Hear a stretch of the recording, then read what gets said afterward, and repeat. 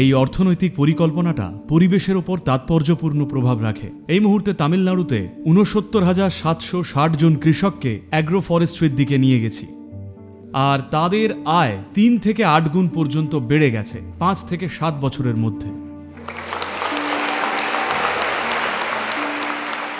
তবে সবচেয়ে গুরুত্বপূর্ণ বিষয়টা হলো এটা কৃষকের জন্য লাভজনক এবং তার সময়ও বেঁচে গেল। তাকে প্রতিদিন গিয়ে চাষের কাজে পড়ে থাকতে হয় না, তিনি অন্য কাজও করতে পারেন। এই মানব সম্পদ বিভিন্ন উপায়ে কাজে লাগাতে পারে। তো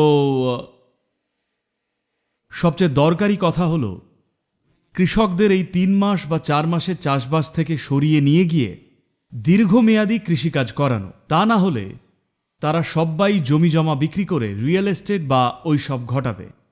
জমি যদি কৃষকের হাতেই রাখতে হয় তাহলে আপনাকে দীর্ঘ সময় লাগবে এমন ফসলই বাঁচতে হবে। তাই অনেকটাই এখন নারকোলের দিকে ঝুঁকছে, কিন্তু কত আর নারকোল ফলাবেন, কতই বা হর্টিকালচার করবেন? শুধু ওটুকুই সম্ভব, কারণ বেশিরভাগ তামিল মানুষ ফল খান না, খাবেই না। পোঙ্গল அப்படிதானே? পোঙ্গল, রোজ পোঙ্গল খেয়ে তাদের আর ফল ভালো লাগে না, ওইসব পছন্দ নয়, শুধুই পোঙ্গল।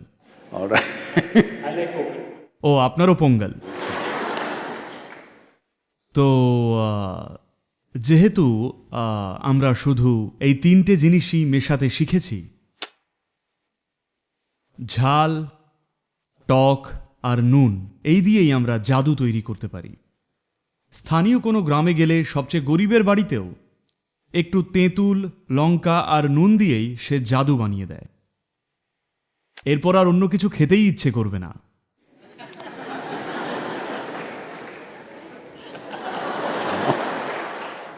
একেবারে চেটে পুটে খেয়ে নেবেন, কারণ জিনিসটাই এমন, থামাতেই পারবেন না।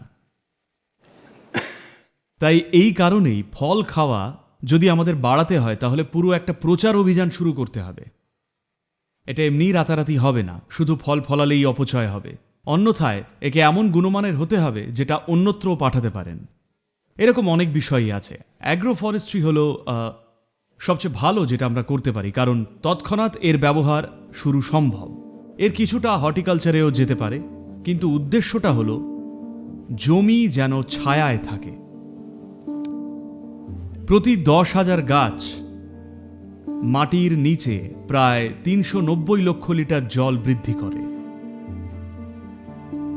তাই যখন আমরা এই 242 কোটি গাছ লাগানোর কথা বলি, এর অর্থ হল এতগুলো গাছ 9 থেকে 12 লক্ষ কোটি লিটার জল ধরে রাখতে পারে।